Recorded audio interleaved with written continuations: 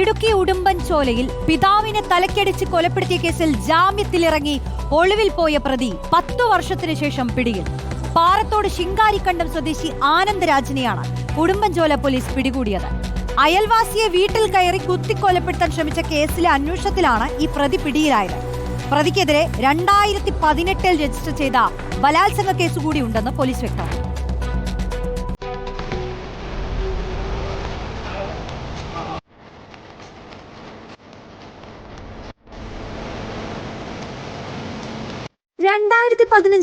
ഉടുമ്പൻചോല സ്വദേശിയായ കറുപ്പയ്യയെ മകനായ ആനന്ദ്രാജ് തലക്കടിച്ച് കൊലപ്പെടുത്തിയത്. ഈ കേസിൽ ജയിലിലായ പ്രതിക്ക് തൊടുപുഴ കോടതി പിന്നീട് ജാമ്യം നൽകിയിരുന്നു. ജാമ്യത്തിലിറങ്ങിയ പ്രതി തമിഴ്നാട്ടിലേക്ക് കടന്നു. ഇടവേളകളിൽ നാട്ടിലെത്തുന്ന പ്രതി കുറ്റകൃത്യങ്ങൾ നടത്തിയ ശേഷം വീണ്ടും തമിഴ്നാട്ടിലേക്ക് കടക്കുന്നതായിരുന്നു രീതി.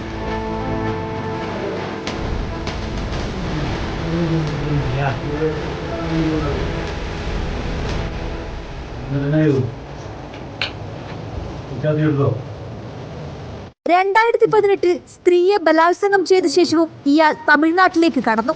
നെടുങ്കണ്ടം, ശാന്തൻപാറ, ഉടുമ്പൻചോല, രാജാക്കാട് പോലീസ് സ്റ്റേഷനുകളിൽ ഇയാൾക്കെതിരെ നിരവധി കേസുകളുണ്ട്. പോലീസ് അന്വേഷിച്ചു ചെല്ലുമ്പോൾ സ്ഥലത്ത് നിന്ന് മുങ്ങുകയാണ് പതിവ്.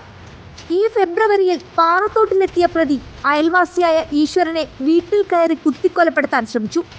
ഉടുമ്പൻചോല പോലീസ് ഈ കേസിലുള്ള അന്വേഷണം മാസങ്ങളായി നടത്തുകയായിരുന്നു.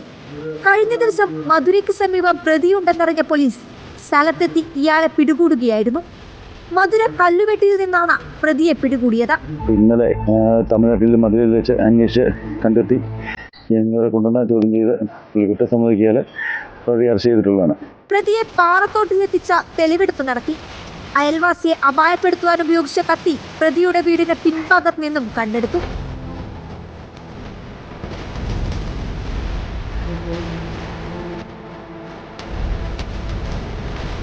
റിപ്പോർട്ടർ, ഇടുക്കി.